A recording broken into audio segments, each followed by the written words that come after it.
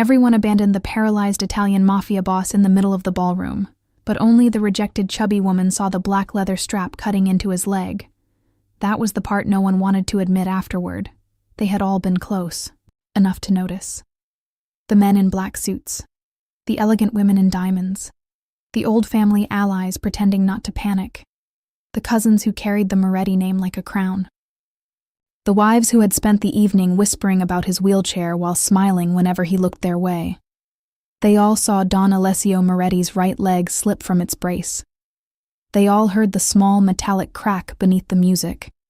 They all watched his hand tighten around the armrest of his black wheelchair until the veins rose against his skin.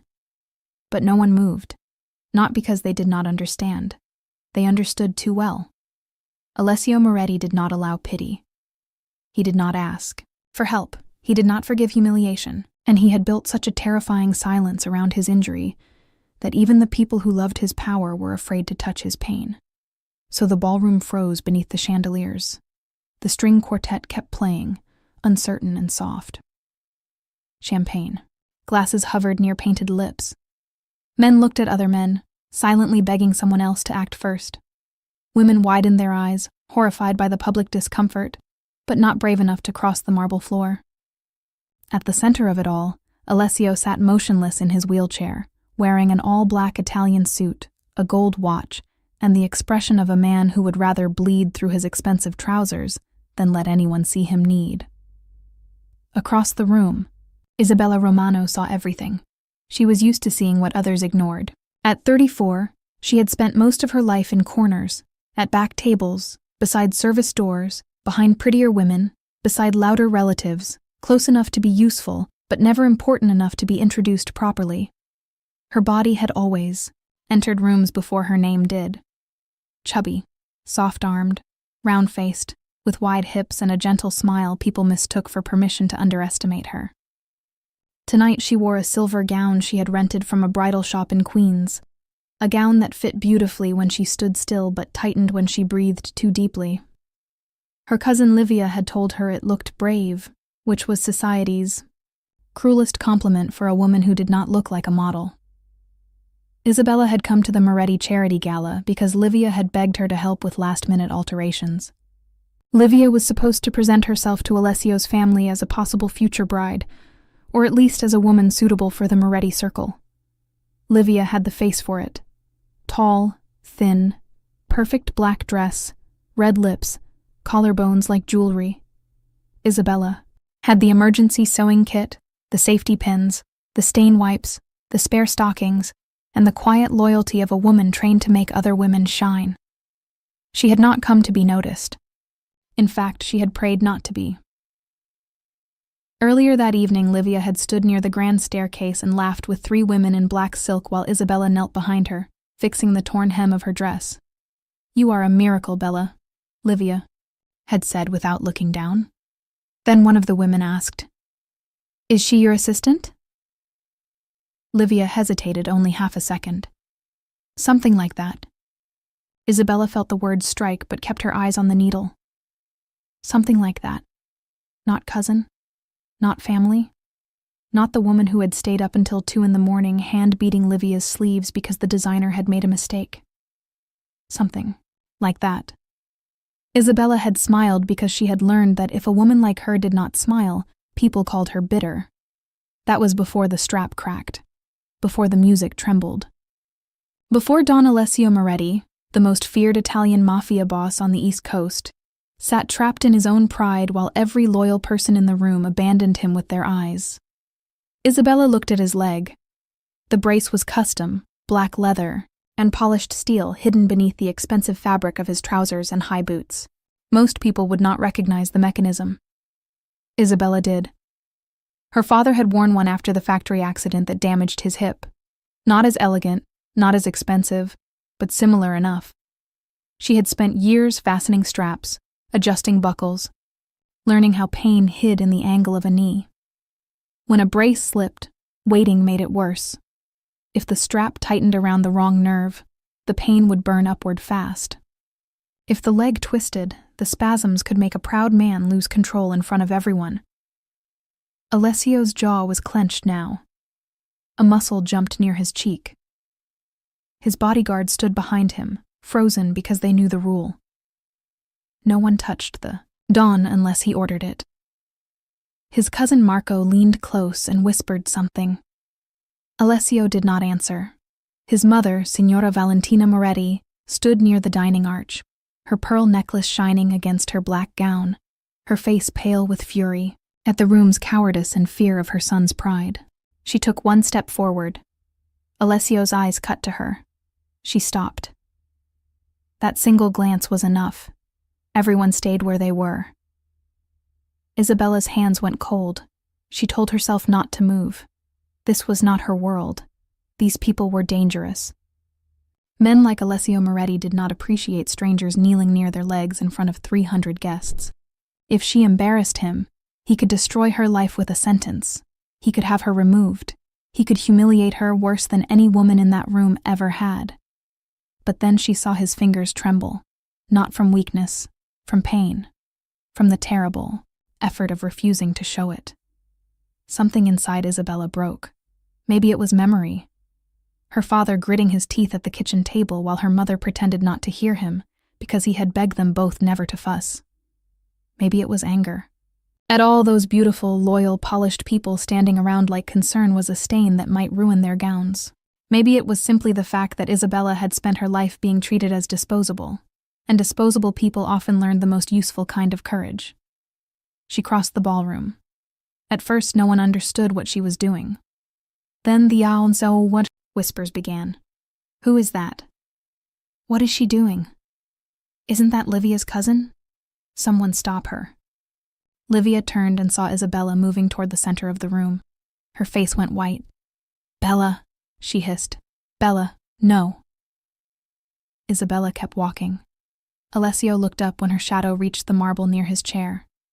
His eyes were dark, almost black, and sharp enough to make her forget every word she had ever known. Up close, he was more intimidating than handsome, though he was certainly that too. Thick dark hair swept back from a strong forehead, trimmed beard, mouth set in a hard line, shoulders broad under the tailored suit. The wheelchair did not make him look smaller. It made the danger around him feel contained, like a knife folded closed. Move away, he said. His voice was quiet. The room heard it anyway. Isabella swallowed. Your brace slipped. His eyes hardened. I know. Then you know it's cutting into the nerve. A flicker crossed his face. Surprise, maybe. Irritation. Pain. I said move away. Behind him, one of his guards stepped forward. Alessio lifted 2 fingers. The guard stopped. Isabella felt hundreds of eyes on her back. Her heart was beating so hard she thought she might faint. But his leg had shifted another inch, and the leather strap was now pulled at a brutal angle. She knew that angle. She knew what came next. If I move away, she said softly, you will either pass out from the pain or your leg will spasm in front of everyone. A collective breath moved through the ballroom. No one spoke to Alessio Moretti like that, especially not a rejected chubby woman in a rented silver gown. Alessio's eyes narrowed. Who are you? No one important. That is not a name. Isabella Romano. At the name, something changed in the faces around them. Romano was respectable, but not powerful. Her uncle owned a restaurant supply company. Her cousin Livia had been invited because the Romanos had helped the Morettis years ago with a warehouse dispute, and because Livia was beautiful enough for old women to call her promising. Isabella was not supposed to be part of the negotiation. She was background. Alessio studied her face. Do you understand what you are asking? Yes. Do you understand who I am? Yes. Then why are you still standing here? Isabella looked down at the brace, then back at him. Her voice dropped low enough that only he and the people closest could hear. Because everyone who claims to serve you is afraid of your pride, and your pride is not the thing bleeding. The silence became absolute. Alessio stared at her. For 1 second, she thought he would have her thrown out. Maybe worse. Then, his hand relaxed by the smallest measure on the armrest. It was not permission exactly. It was not refusal either. Isabella took it for what it was, lowered herself carefully to her knees, and reached for the lower strap of his brace. Gasps broke around them. Livia whispered, "Oh my God!" A woman covered her mouth. Marco Moretti cursed under his breath. Alessio looked straight ahead, face made of stone, but Isabella could see the pulse beating in his throat. "Do not touch the steel hinge," he said. "I know. You know. My father wore a brace after an accident. Not like this one, but enough." Her fingers found the first buckle.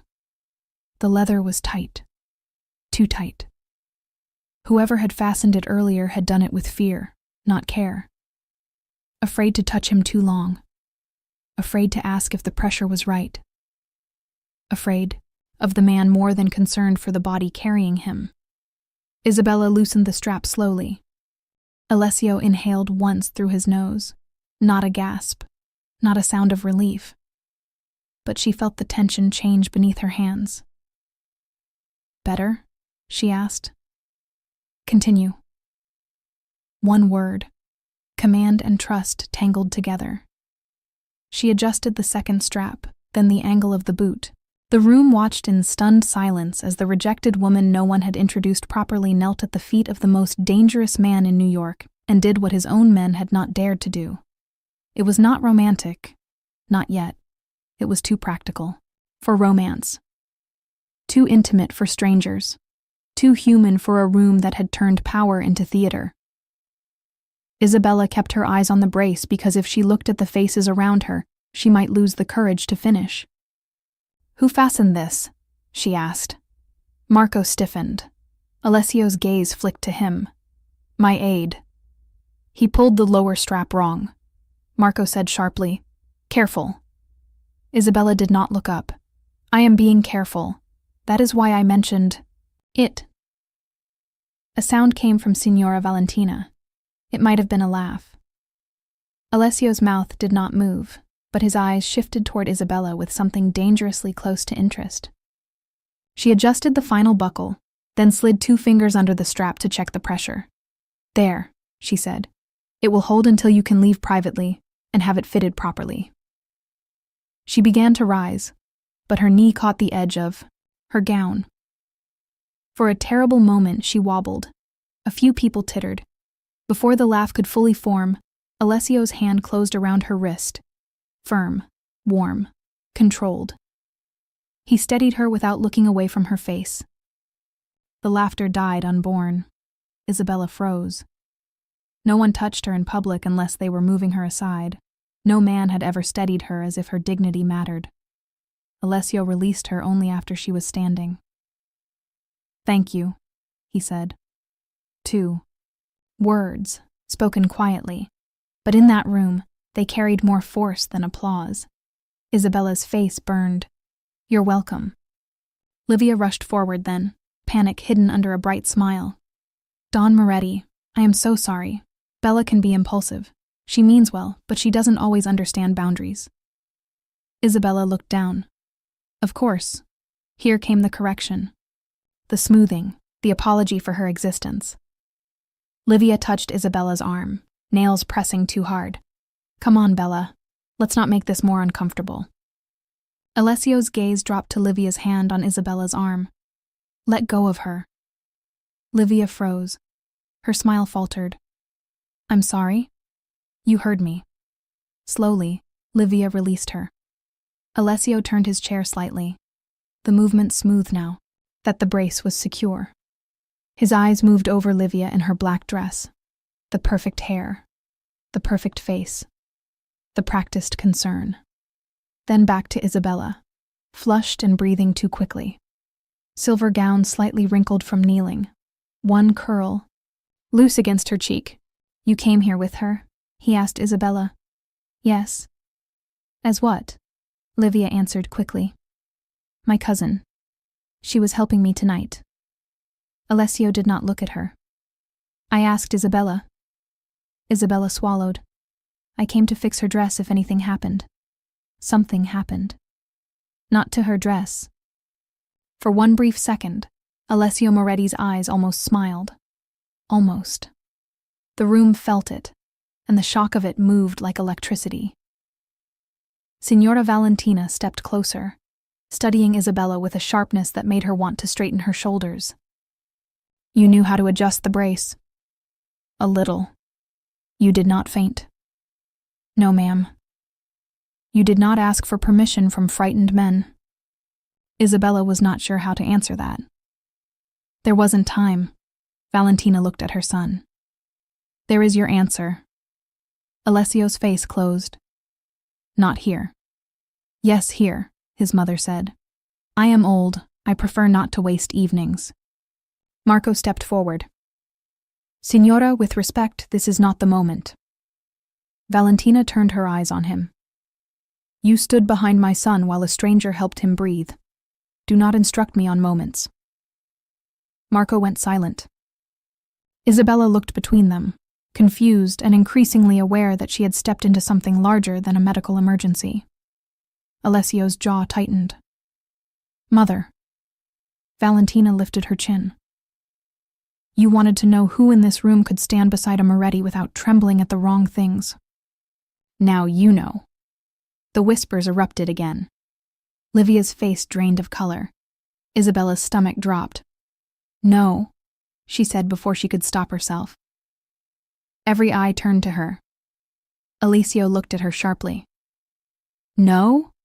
Isabella realized, too late, that she had just refused a mafia matriarch in front of half the Italian families in New York. She gripped her own hands to hide their shaking. I mean, respectfully, no. I did not come here to stand beside anyone. I only helped because he was in pain. Valentina's eyes narrowed, not with anger, but curiosity. And if helping him made you powerful? Isabella gave a small, sad smile. Powerful people don't kneel in rented dresses while everyone whispers. Alessio's expression changed, just slightly. Enough that Isabella saw it. Pain recognized pain. Not the same kind, but pain all the same. Before anyone could speak, a man near the back of the ballroom laughed, not loudly, but ugly enough to stain the silence. Maybe that is what Moretti needs now, he said.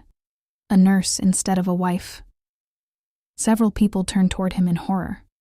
The man was Carlo Vescari, a rival cousin from another branch of the family, handsome in a cruel way, drunk on champagne and resentment.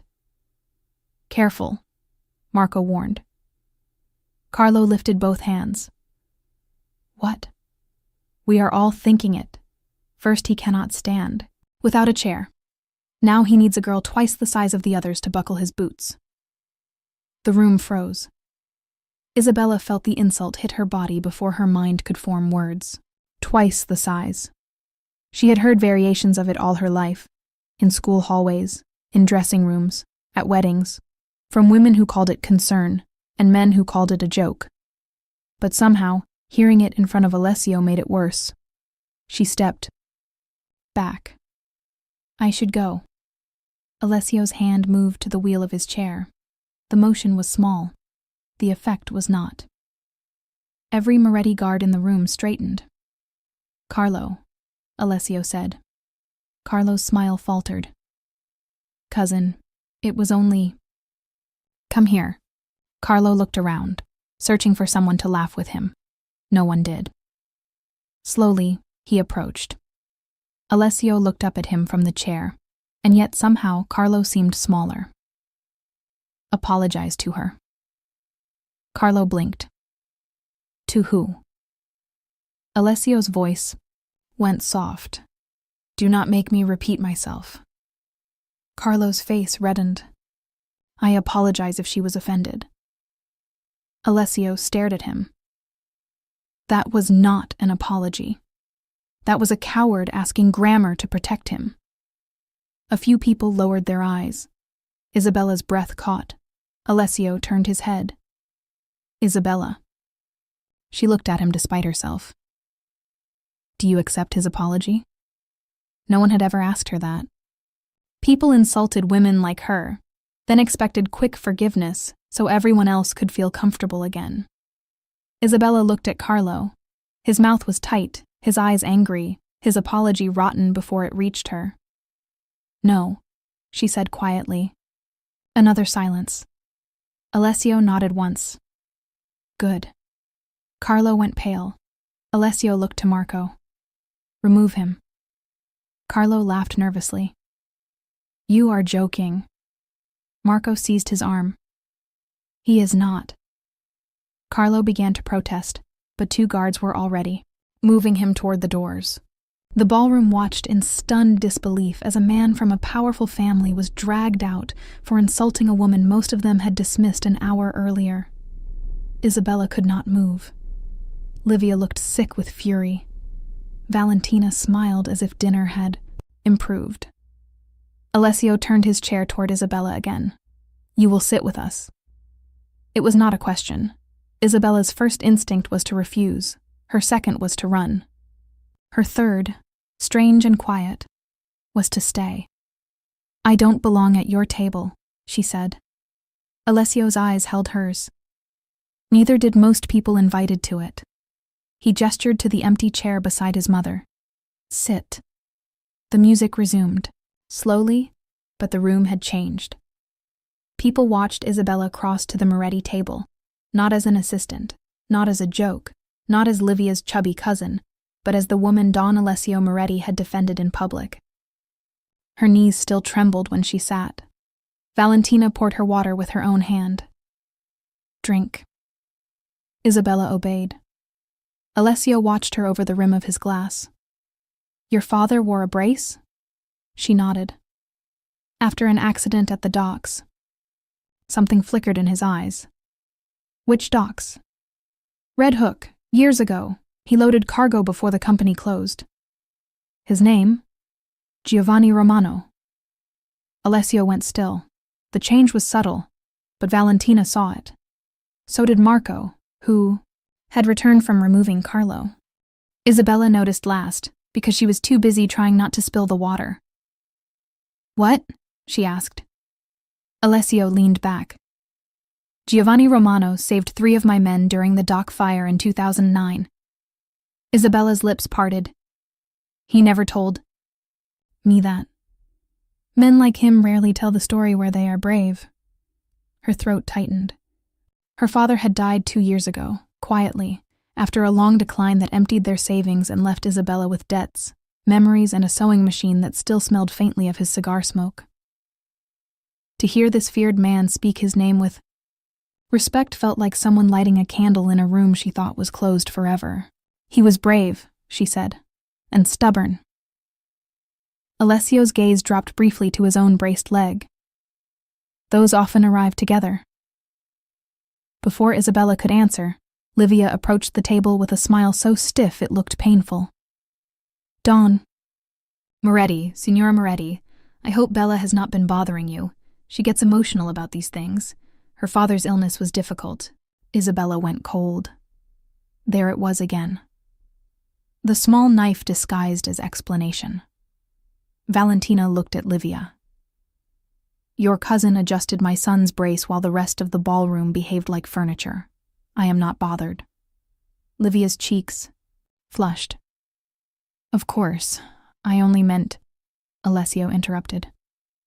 "Why did you introduce her as your assistant?" Livia froze. "I didn't." "You did." Isabella closed her eyes. Alessio's voice remained calm. "Why?"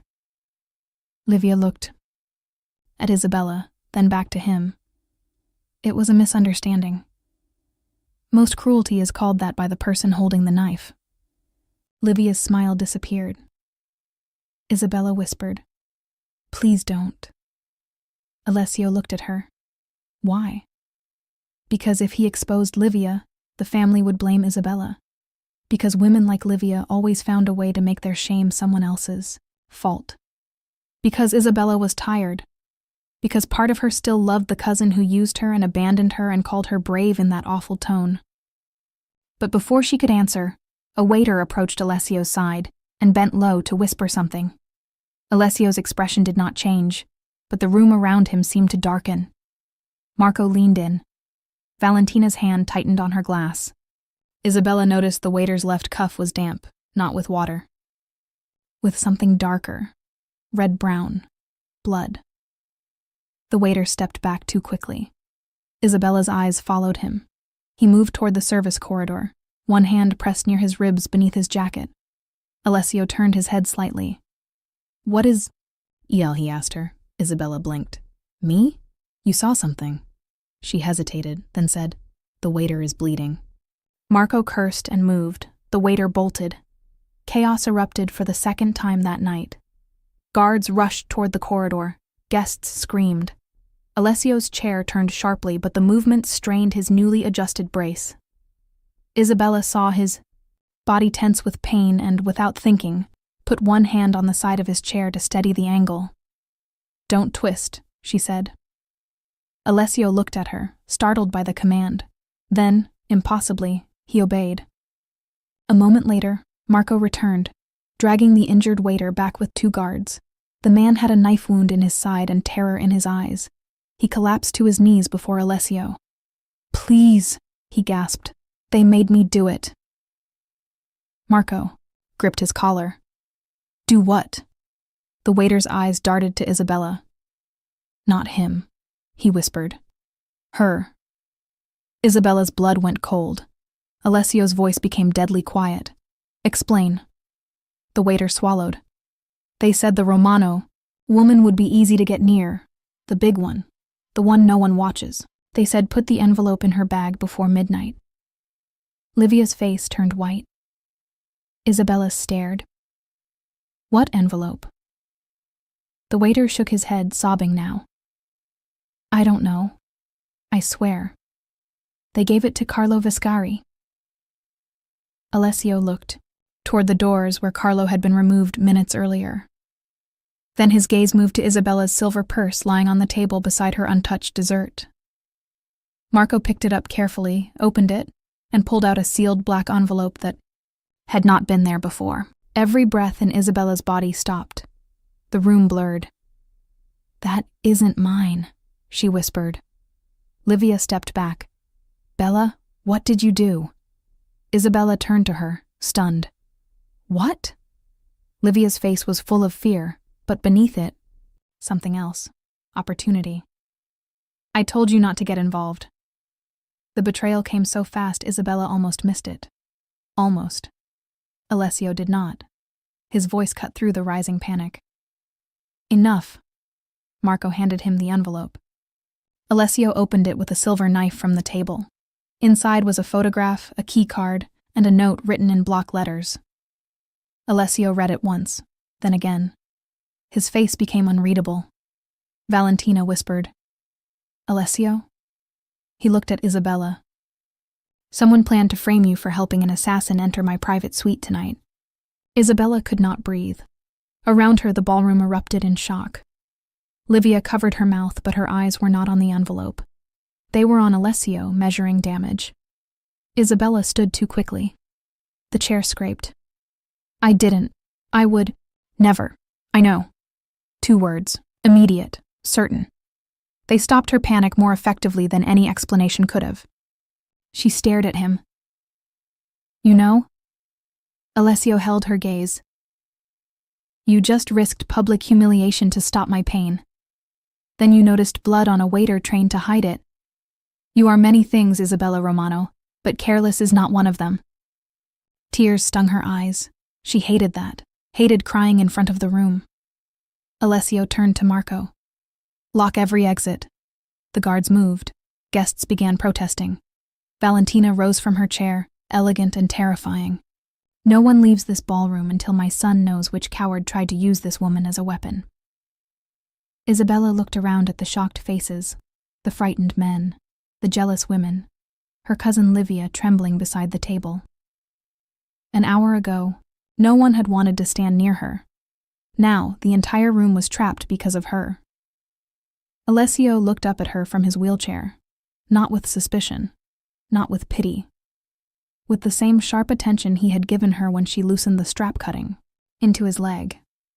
"Sit beside me," he said quietly. "Why?" she whispered. His eyes moved over the ballroom, then returned to her. Because whoever chose you thought no one would defend the woman everyone rejected. His hand rested on the armrest, strong, steady, waiting. They were wrong. Isabella sat, and for the first time that night, she did not feel like the rejected woman in the silver dress. She felt like the only person in the ballroom the Italian mafia boss trusted. The ballroom doors closed one by one, and the sound of each lock echoed through the marble hall like the end of mercy. Guests who had spent the evening smiling at criminals suddenly remembered fear. Men in tailored suits reached for phones that Moretti guards quietly took from their hands. Women clutched pearls, purses, husbands, anything that made them feel less exposed. The string quartet had stopped completely now. The only music left was the nervous breathing of 300 people, realizing Don Alessio Moretti had sealed them inside his world. Isabella Romano sat beside him at the head table with her silver gown wrinkled from kneeling, her bandaged pride burning hotter than her cheeks. The black envelope lay open in front of Alessio. The photograph inside showed the private elevator that led to his upstairs suite. The keycard carried the Bellamere Hotel crest. The note said exactly enough to destroy her if Alessio had been the kind of man who believed convenient lies. Plant the card. Blame the Romano woman. No one will question it. She is invisible enough. Isabella stared at those last words until they blurred. Invisible enough. Not pretty enough to be protected. Not important enough to be believed. Not connected enough for anyone to risk angering a powerful man on her behalf. She had heard the idea her whole life, though never written so plainly. Alessio picked up the note again.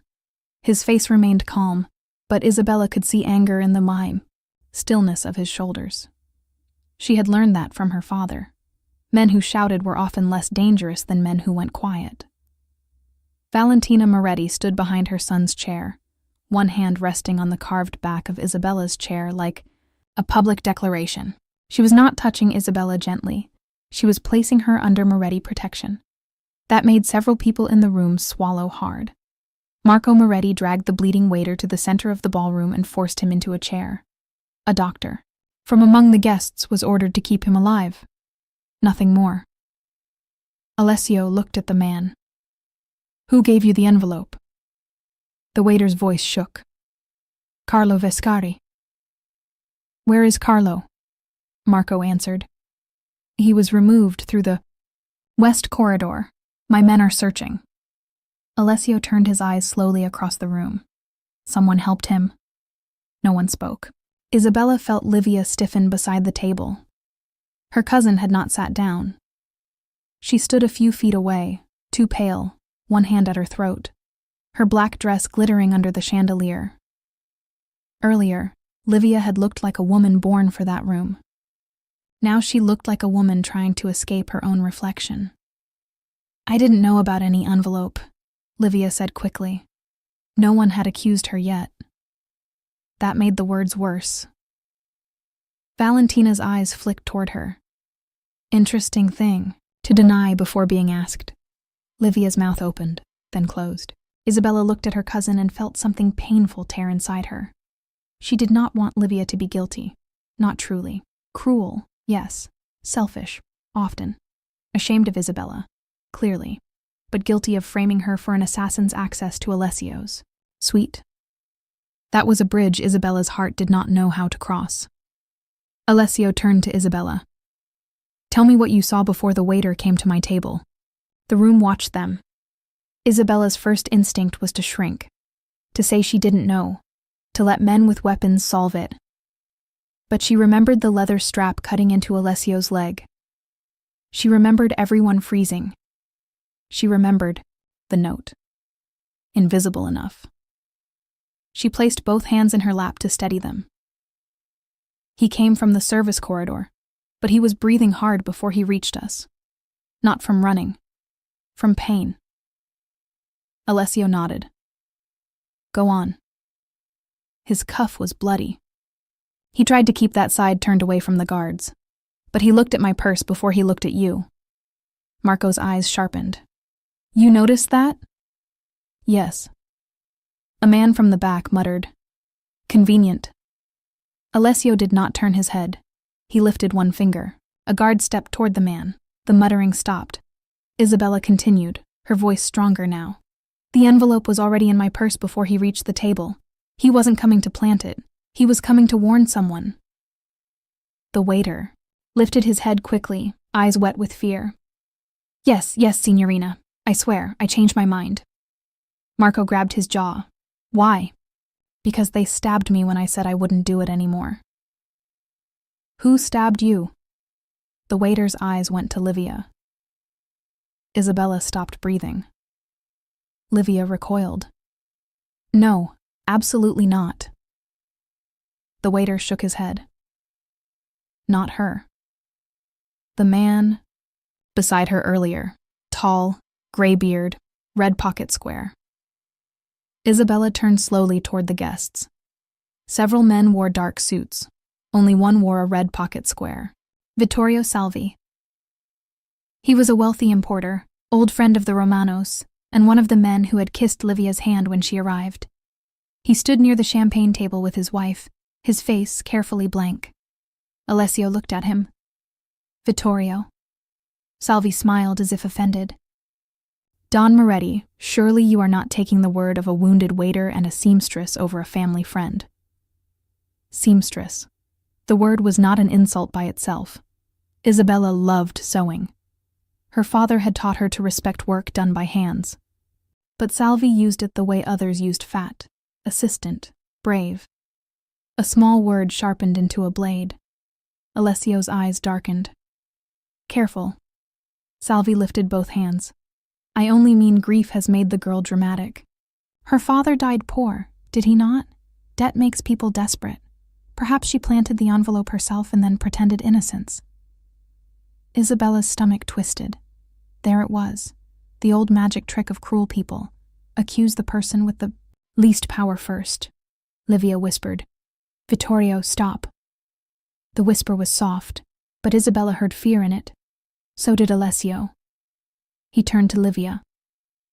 What does he have over you? Livia's face crumpled for 1 second before she rebuilt it. Nothing. Valentina leaned in, voice like silk over steel.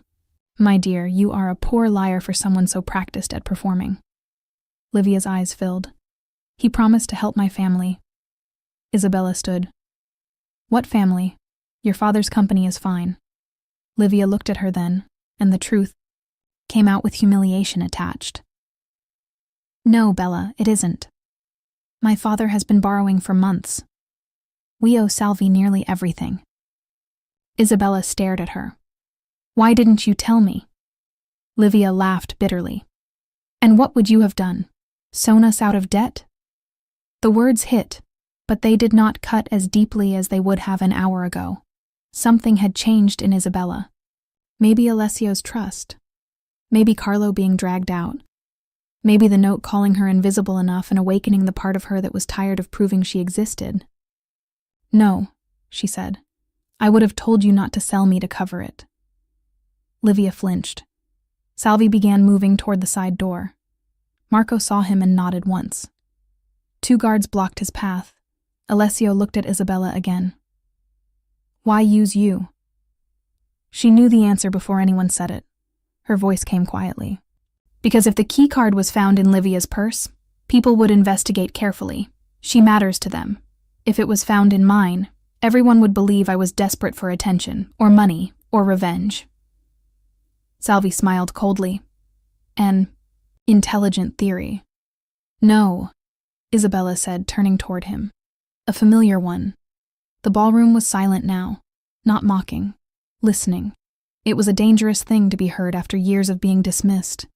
It made Isabella's heart pound, harder than fear. Alessio spoke to Marco without looking away from Salvi. Search him.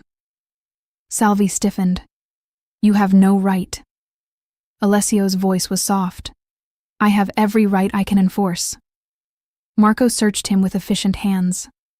From Salvi's inner jacket pocket, he removed a small silver phone, a second hotel key card, and a folded receipt from a private medical supplier. Marco frowned and handed the receipt to Alessio. Alessio read it. Isabella saw his face change. Not surprise. recognition turning into something darker. "What is it?" she asked before she remembered she had no right. Alessio answered her anyway. "A duplicate order for a brace lock." Isabella looked down at his leg, the black leather brace she had adjusted, the hinge, the lower strap, the metallic crack beneath the music. Her mouth went dry. The strap didn't just slip. Alessio's hand closed over the paper. "No." Marco seized Salvi by the collar. "You tampered with his brace?" Salvi said nothing. His silence confessed. Rage moved through the Moretti men like a current. Valentina went pale, but her voice remained calm. "You put my son in pain in front of this room." Salvi swallowed. "It was only meant to humiliate him, to make him look weak. The envelope was insurance." Alessio's gaze burned through him. Insurance against whom? Salvi looked at Livia. The Romanos needed money. Carlo needed revenge. The Rossettis wanted access. Everyone wanted something. Isabella gripped the edge of the table. The plot was suddenly clear in pieces. Tamper with Alessio's brace. Force public humiliation. Use the chaos to slip a keycard into Isabella's purse. Later, when an assassin entered Alessio's private suite, blame the chubby cousin no one respected enough to defend. Make her look desperate, foolish, obsessed with the mafia boss she had touched in front of everyone. The perfect scapegoat. Invisible enough. Disposable. Enough. Alessio rolled his chair forward slightly. Salvi tried to step back, but Marco held him still. "You chose her," Alessio said. Salvi's face shone with sweat. "She was convenient." "No," Alessio said. "She was kind. You mistook that for weakness because men like you only understand kindness when you can use it." Isabella felt her eyes burn, not because she was sad. Because someone had finally described the trap accurately. Salvi tried one last smile. "Don Moretti, we can discuss terms." Alessio looked almost bored. "There are no terms for a man who attacks my body and frames an innocent woman." He looked at Marco. "Take him downstairs. Keep him alive. I want every name before dawn." Salvi began shouting as he was dragged away. His wife fainted elegantly into another woman's arms. No one moved to help quickly. Perhaps they were all thinking about what they had failed to do earlier. Livia stood trembling, tears slipping down her face. "Bella, I didn't know it would go this far." Isabella turned to her cousin. "How far did you think it would go?" Livia wiped at her tears. Salvi said Carlo would make a joke, that Alessio would be embarrassed, that you might be blamed for getting too close, but nothing dangerous. He said no one would truly hurt you. Isabella stared at her, stunned by the smallness of the confession. "You were willing to let me be humiliated." Livia covered her mouth. "I was desperate." "So was I when my father was dying," Isabella said. "I did not sell you." Livia broke then, sobbing. Once, Isabella would have stepped forward automatically. She would have wrapped her arms around Livia, smoothed her hair, whispered that everything would be all right, and taken some of the blame just to make the crying stop. This time she did not move. That felt cruel for 1 second. Then it felt like freedom. Valentina watched her with approval. Alessio watched her with something deeper. Livia whispered, "Do you hate me?"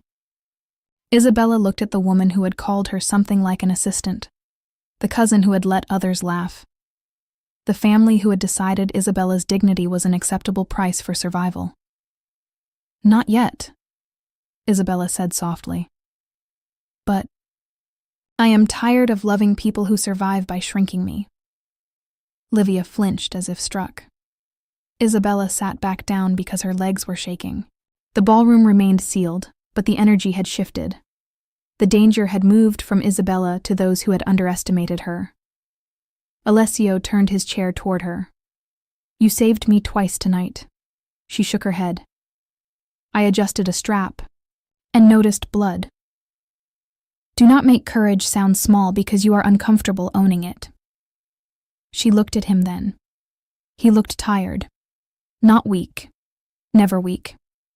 But the pain had returned around his mouth, drawn tight from the brace, the stress, the hours of refusing to let anyone see too much. Isabella lowered her voice. You need to leave this room. Marco stepped forward. Don Alessio will leave. When the investigation... He needs to leave now, Isabella said. Marco stared at her. Several guards did too. No one gave medical instructions to Alessio Moretti's family. Apparently, Isabella Romano did. She continued before fear caught up. His brace was tampered with. I adjusted it enough for him to sit through the emergency. Not enough for hours of interrogation. The lower hinge is pulling again.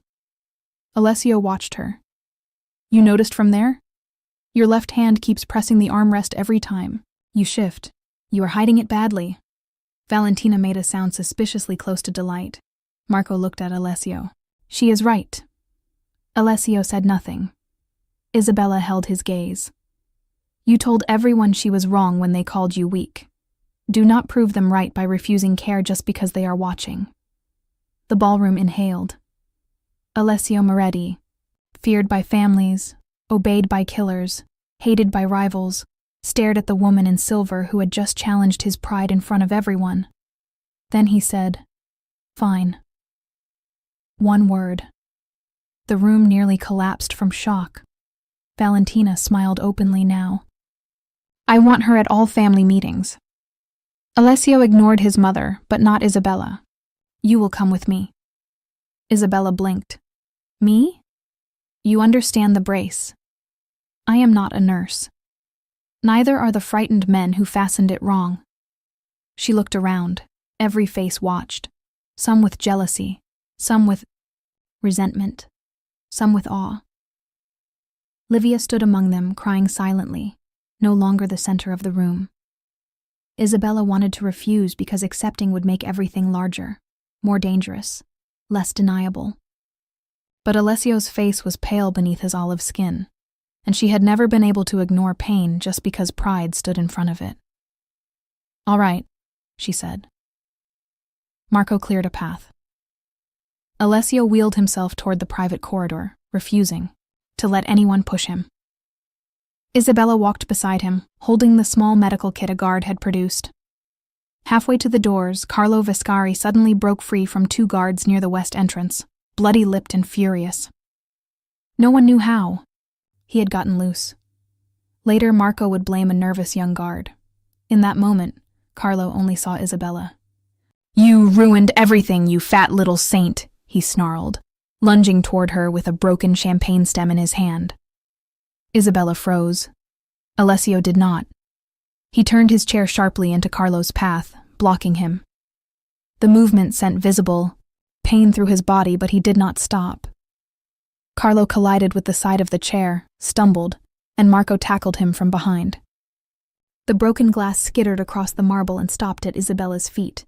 The entire ballroom erupted in screams. Alessio's face had gone white. Isabella dropped to her knees beside him, not in humiliation this time, in fury. I told you not to twist. Alessio breathed through clenched teeth. He was coming for you. And now you may have damaged the hinge again. You are welcome. She glared at him.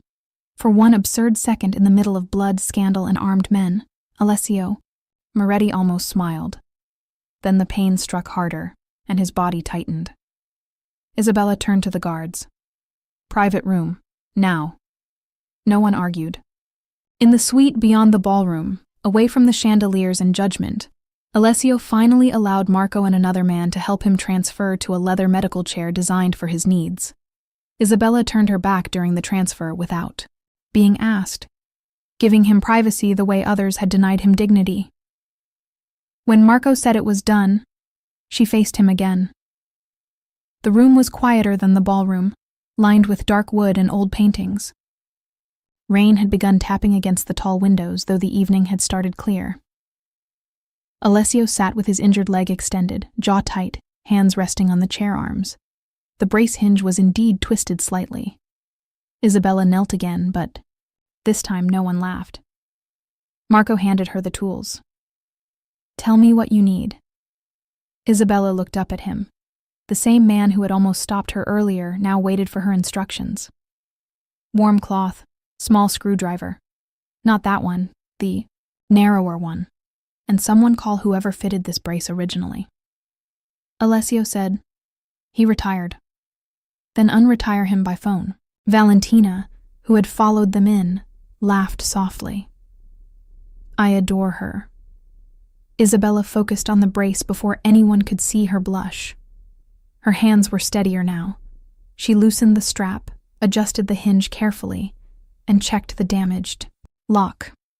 Alessio remained silent, but his breathing changed as the pressure eased. "Better?" she asked. "Yes." "That sounded painful." I said yes. "You said it like an insult." Marco coughed to hide a laugh. Alessio looked at him. Marco looked at the wall. Isabella finished the adjustment and sat back on her heels. "The lock needs replacing. This will hold for tonight if you don't. Try to throw yourself in front of any more angry cousins. He had glass. You have guards. They were late. Then replace them, not your spine." Silence followed. Isabella's face went hot as she realized what she had said. "I'm sorry." Alessio leaned forward slightly. "Do not apologize for telling the truth." His voice was quieter now. "Private." She looked at her hands. "People usually prefer it softened. People prefer lies that do not require them to change." Valentina stepped back toward the door. "Marco, come, let them speak." Isabella's head snapped up. "No, that is not necessary." Valentina looked amused. "My dear, necessary is not the point." She left with Marco, closing the door behind them. Isabella was suddenly alone with the most dangerous man she had ever touched. The rain thickened against the windows. Alessio watched her for a long moment. "You are afraid?" "A little." "Of me?" She considered lying, then remembered how poorly lies had served everyone tonight. "Not exactly." "Then what?" "Of what happens when I walk back into that ballroom." His gaze held hers. "You will not walk back alone." The words were simple. They unsettled her anyway. "Don Alessio, you don't owe me anything. I owe you my dignity." Her throat tightened. "No. You kept that yourself." His eyes changed. Isabella looked down quickly, but he had already seen the tears. She hated crying in front of powerful people. Tears always gave them something to use. Alessio did not move closer. He did not demand explanation. He waited. That made the tears harder to stop. "My father hated when people fussed over him," she said after a while. "After the accident, he wanted everyone to act normal. So they did, too well. At restaurants, if his brace hurt, people pretended not to see. At family parties, if he needed help standing, everyone looked away because they thought that respected his pride. But it made him lonely." Alessio's face went still. Isabella wiped her cheek. "Tonight, when everyone looked away from you, I saw him." Rain whispered against the glass. Alessio's voice was rougher when he spoke. "My fiancé left after the shooting." Isabella looked up. He continued, eyes on the window now. "Not immediately. That would have made her look cruel. She stayed 3 months, smiled for photographs, spoke of devotion. Then one morning, she sent her father to return the ring. He told my mother she could not be expected to tie herself to half a man." Isabella inhaled sharply. Alessio's mouth hardened. "After that, I made rules. No one touched the chair. No one touched the brace. No one helped unless ordered. Pride is easier than humiliation, because at least pride feels chosen." Isabella understood that so deeply it hurt. "But it becomes another kind of prison." He looked at her. "Yes." Neither spoke for a while. Then Alessio reached toward the small table and picked up the black envelope. They chose you because they thought you were unprotected. Isabella gave a humorless smile. They were not entirely wrong. They are now. She looked at him. You cannot just decide. That, I can. That is not how life works for normal people. I have never been accused of being normal. Despite everything, she laughed. It was small, but real. Alessio watched it as if it were something rare. Come to dinner tomorrow, he said. Isabella's laugh faded.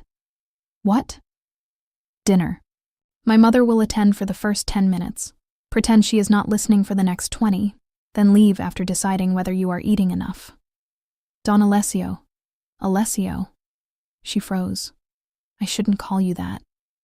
You adjusted my brace and insulted my medical decisions. I think we have passed titles. Her heart beat too fast.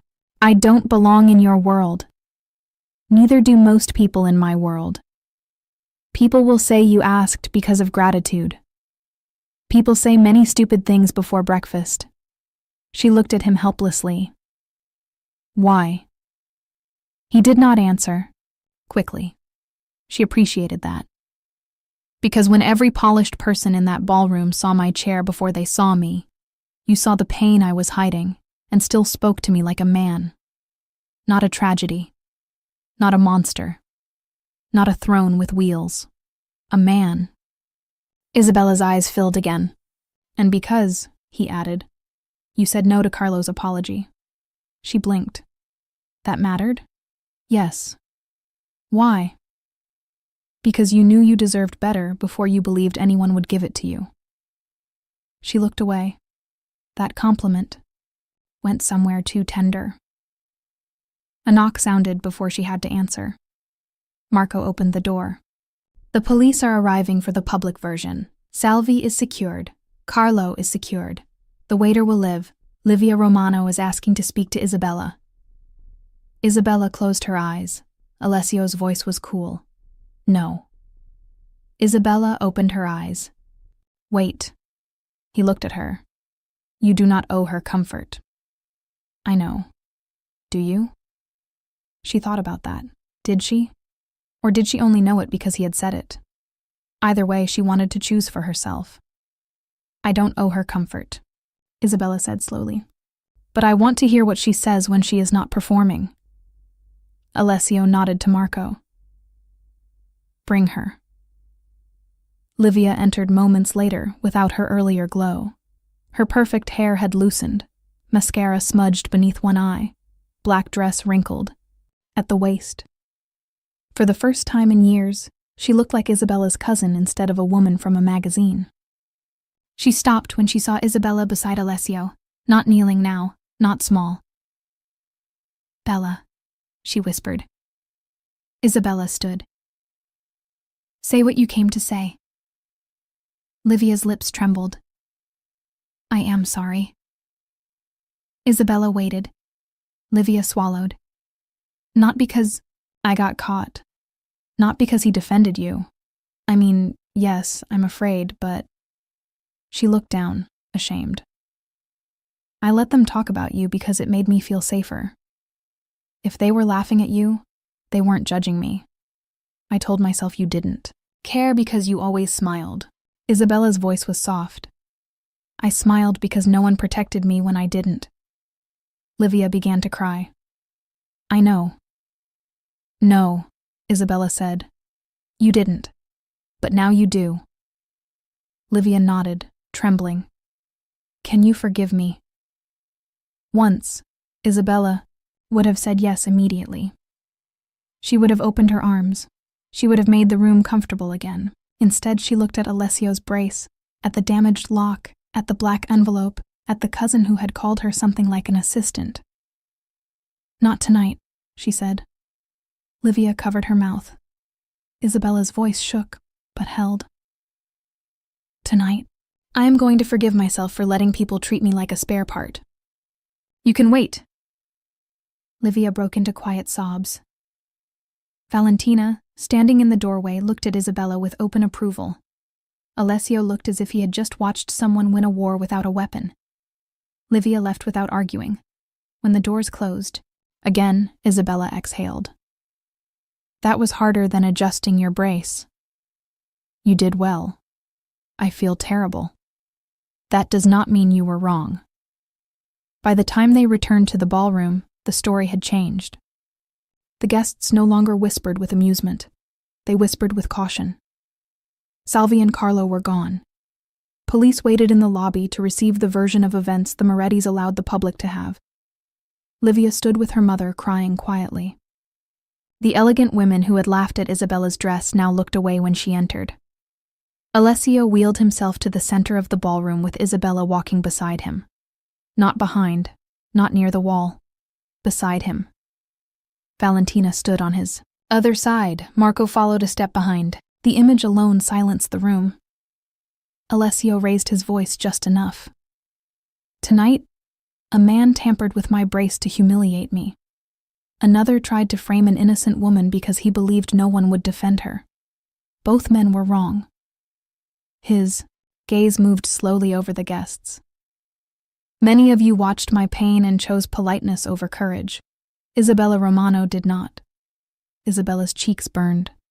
Alessio continued. Many of you heard Carlo insult her and waited to see whether I would allow it. I did not. Carlo's friends lowered their eyes. Many of you would have believed the envelope in her purse because it was easier than questioning your own contempt. The room went still. Remember this. The person you dismiss is often the person who sees the knife before it reaches your cell. Back. Isabella's throat tightened. Alessio turned his chair slightly toward her. In front of everyone, he took her hand. Gasps moved through the ballroom, not because he touched a woman, because he touched her with respect. Isabella Romano is under my protection. Valentina cleared her throat. Alessio's mouth tightened. Then he added, and my invitation. Isabella looked down at him. Invitation? Dinner, he said quietly. Tomorrow. The ballroom watched.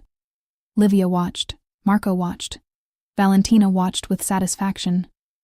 Isabella could feel the old fear trying to rise.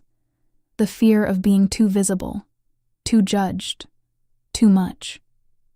But then she looked at Alessio Moretti, the paralyzed Italian mafia boss everyone had abandoned until she did the unthinkable, and saw not a broken man or a dangerous throne, but someone who knew what it meant to be looked at incorrectly by the entire world.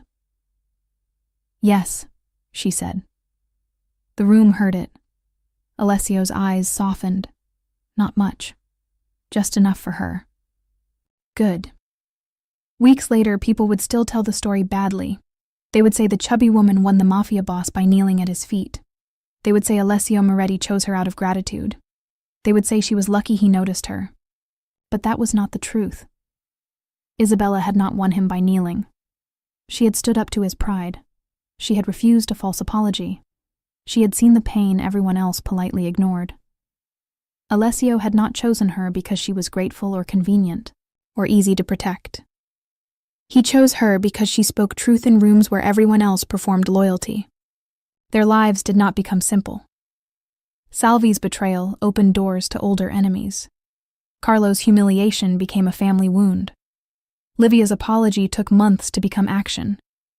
Isabella still had days when cruel voices from the past found their way into mirrors. Alessio still had nights when pain made him silent and pride made him difficult. But real love did not begin because two people were healed. It began because they stopped pretending not to see each other's wounds. On the night of their first private dinner, Isabella arrived in a navy dress she already owned. No rented silver, no borrowed confidence. Alessio waited by the window, his brace properly repaired, his wheelchair angled toward the city lights. You came, he said. You invited me. People often refuse me. Do they? Not usually out loud. Isabella smiled. Then they are missing the fun. He looked at her for a long moment. Then slowly he laughed. It was quiet, rusted from disuse, beautiful in a way that had nothing to do with softness. Valentina, listening from the hallway as promised, whispered loudly, "Marry her eventually, but do not frighten her tonight." Isabella covered her mouth. Alessio closed his eyes. "Mama." From the hallway came the sound of his mother walking away, cane tapping victory against the floor. Isabella laughed then, fully. Alessio watched her as if the sound eased something deeper than pain. Months later, the ballroom where it began hosted another Moretti charity gala. This time, Isabella did not stand near the wall.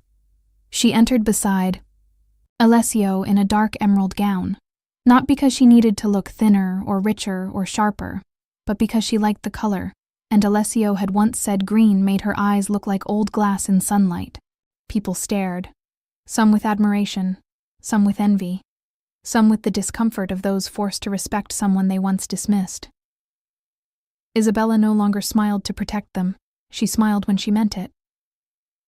Halfway through the evening, Alessio's brace strap shifted slightly, not dangerously, not dramatically, enough that his hand tightened on the armrest. Around them, several people noticed and froze, haunted by the memory of the last gala. Isabella leaned down and said, "May I?" Alessio looked at her. The old pride flickered, but it no longer ruled him. Yes. She adjusted the strap quickly, gracefully, without shame. No one laughed, no one whispered. And when she straightened, Alessio took her hand before the room could decide what it meant. This time, Isabella did not blush. She stood beside him, as if she belonged there. Because she did. The rejected woman in the silver gown had done the unthinkable. She had crossed a ballroom no one else dared to cross. She had touched pain hidden beneath power. She had refused to accept crumbs of respect from people who offered cruelty in polished voices. And the Italian mafia boss who trusted no one had seen her clearly. Not as charity. Not as weakness. Not as the woman everyone abandoned. As the one person brave enough to stay when pride made him impossible to help. That was why, when people asked Alessio Moretti why he chose Isabella Romano, he never mentioned the brace first. He never mentioned the envelope, or Carlo, or Salvi, or the scandal. He only said, "Because everyone else saw my chair, she saw me." And Isabella, when asked why she chose him, gave an answer that made Valentina smile every time. "Because everyone else saw my body," she said. "He saw my courage." And in a world that had tried to make both of them smaller in different ways, that was enough to begin forever.